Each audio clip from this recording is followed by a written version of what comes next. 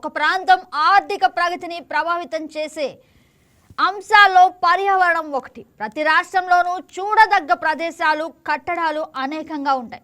కానీ వాటిని అభివృద్ధి పరిచి పర్యాటక కేంద్రాలుగా మార్చి ఆదాయ వనరులుగా తీర్చే ఆ రాష్ట్రం పర్యాటకంగా అభివృద్ధి చెందుతుంది. ఈ నేపథ్యంలో ఆంధ్రప్రదేశ్లో పర్యాటక రంగంపై ప్రభుత్వం స్పెషల్ ఫోకస్ పెట్టింది. విశాఖపట్నం, తిరుపతి, కాకినాడ జిల్లాల్లో పర్యాటక ప్రాజెక్టులకు కేబినెట్ సమావేశంలో ఆమోదం లభించింది.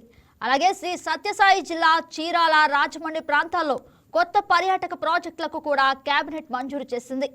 ఇక ఇదే విధంగా విశాఖ తీరంలో పర్యాటక ప్రాజెక్టుల నిర్వహణకు అవరోధంగా ఉన్న సిఆర్జెడ్ నిబంధనలో సడలింపుల కోసం కేంద్రాన్ని సంప్రదిస్తున్నామని పర్యాటక శాఖ మంత్రి కందుల దుర్గేష్ తెలిపారు.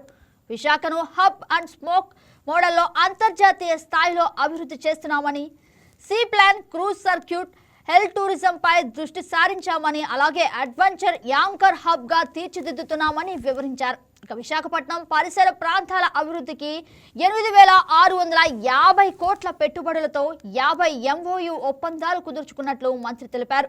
హబ్ అండ్ స్పోక్ మోడల్ విశాఖను అంతర్జాతీయ స్థాయి పర్యాటక కేంద్రంగా అభివృద్ధి చేస్తున్నామని వివరించారు. ఇక విశాఖలో వినోదాత్మక కార్యక్రమాలు నిర్వహిస్తే అక్కడి నుంచి పర్యాటకులకు విదేశాలు వెళ్లాల్సిన అవకాశం రాదని పలువురు అభిప్రాయం వ్యక్తం చేస్తున్నారు.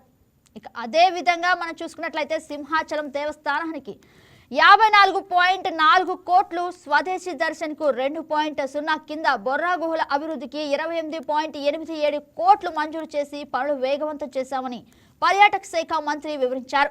అలాగే Rushikonda, Thimmapuram, Sagar Nagar beach, Gosthani back waters లో స్కూబా డైవింగ్స్, అలాగే పారా మోటరింగ్ వంటి 10 రకాల జల క్రీడలు కూడా ఏర్పాటు చేస్తున్నామని మంత్రి పేర్కొన్నారు.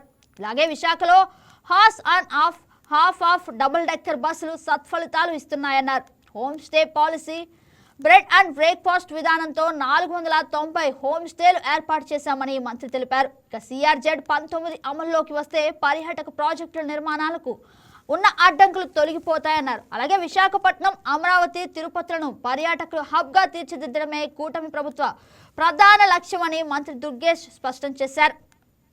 ఇక తిరుపతిలో అభివృద్ధి పదం ఎలా నడుస్తుందో మా ప్రతినిధి కిరణ్ ఆదోని నుంచి మనతో లైవ్ లోకి వస్తారు. Good morning Kiran. Good morning Kiran, చెప్పండి, ఆధ్యాత్మికతో పాటు అలాగే తిరుపతిలో అభివృద్ధి పదంగా కూడా నడిపించేలా చూస్తున్నారు. ఎలా ఆ ప్రాజెక్టులు ఎలా ప్రారంభిస్తున్నారు అంటున్నారు? తిరుపతి అంటేనే ముందుగా గుర్తుకొచ్చేది ఆధ్యాత్మిక క్షేత్రం అని, ఇంకా ప్రపంచ ప్రఖ్యాతిగాంచిన తిరుమల తిరుపతి దేవస్థానం కారణంగా ప్రతిరోజు లక్షలాది మంది భక్తులు ఇక్కడికి వస్తుంటారు కదా. అయితే ఈ ఆధ్యాత్మిక రద్దునే తిరుపతి ఆర్థిక వ్యవస్థకు ప్రధాన బలం చేయాలని చూస్తున్నారు.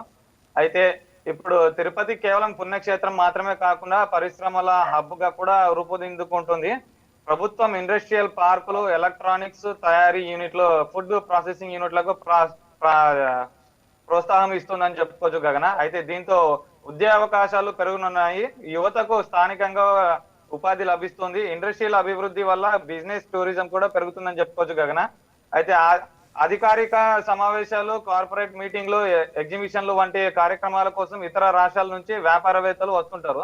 దీంతో స్టార్ హోటల్స్ అనేటివి, కాన్ఫరెన్స్ హాల్స్, ట్రాన్స్పోర్ట్స్ సదుపాయాలు మరింత అభివృద్ధి చెందుతున్నాయని చెప్పుకోవచ్చు గగన.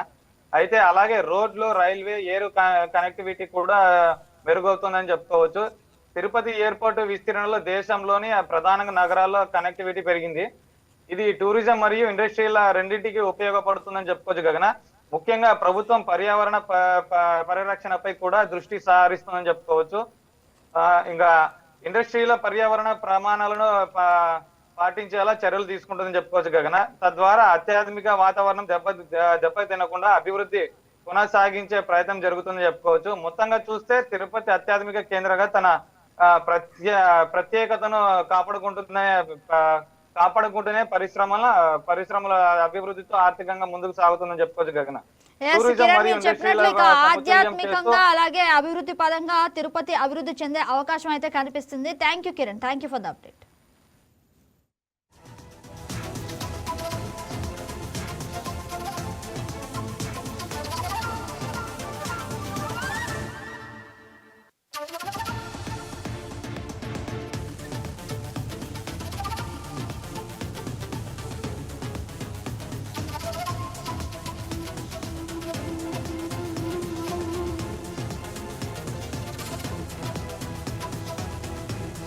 Please subscribe to YK TV Network. Please subscribe to YK TV. Please watch YK News. Don't forget to subscribe YK News channel.